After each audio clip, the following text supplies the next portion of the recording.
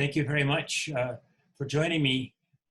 I'm Tom Trebat, the director of the Columbia Global Center in Rio de Janeiro, to give you a brief encapsulation of all that's happening here in Brazil, which is quite a lot. Let me focus on leadership in this segment. President Jair Bolsonaro's leadership in particular, the so-called Trump of the tropics. Yet clearly the bottom seems to be falling out for President Bolsonaro. He seems to be mismanaging the worst crisis in recent Brazilian history.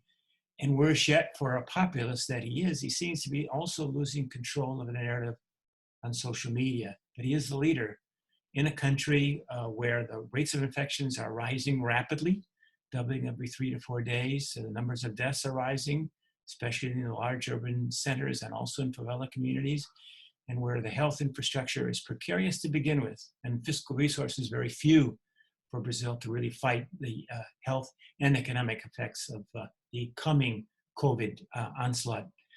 Influential polls show us that more than 40% of the Brazilian population rate President Bolsonaro's performance in office now during this crisis as bad or terrible. A similar 40% want him to resign now. Impeachment talk has surfaced on the margins of the conversation in the Brazilian Congress. And most importantly, Jair Bolsonaro seems to be losing the support of the economic elites in Rio, Sao Paulo, and other urban areas who were a key part of his coalition when he swept into office at the end of 2018. How did he get to this place? I think, number one, he's a president who, like President Trump, doesn't believe in science. He may be strongly inclined in that direction by the strong support he gets from fundamentalist religious communities who also share a disdain for basic science. He is a president, also like President Trump, who measures his legitimacy in terms of the growth rate of the economy. And economic growth has suddenly plunged. Most Brazilian forecasters, myself included, would put economic growth this year, 2020, at anywhere from -5 to -10%. Collapse in the economy. This is a disaster in any economy.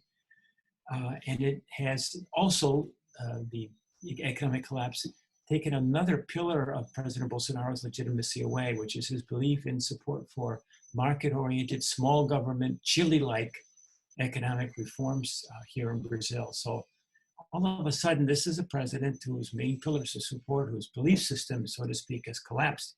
And yet he doesn't seem to have President Trump's uncanny, I would say, political ability to kind of deny everything that's come before and switch sides and switch his points of view very quickly. President Bolsonaro seems only to literally, politically speaking, be able to bump into walls or fall off cliffs. He's not able to retrieve his legitimacy very as adroitly as President Trump seems to have been able to up until now. Where this really comes to head is how do we combat the COVID crisis in Brazil so that it is not a mega disaster? Well, in fact, Brazilian institutions are stronger than I or maybe others might have thought.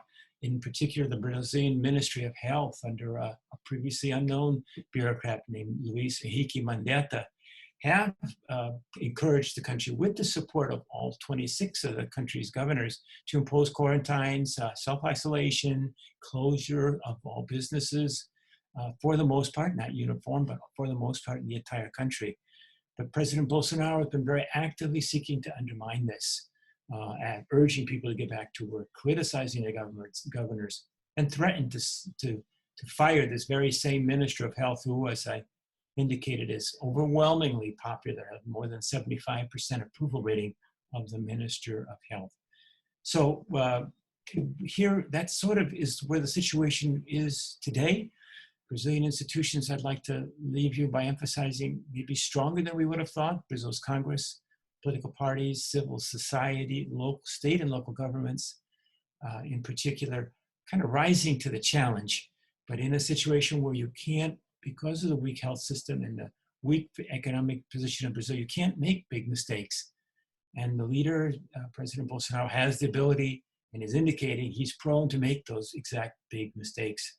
So this is where we are in Brazil, literally day by day, seeing what's happening. But it's been an object lesson for all of us, I believe, for Brazilians, and the importance of leadership at the top of government. Let's see whether that lesson is learned. Thank you very much for being with me.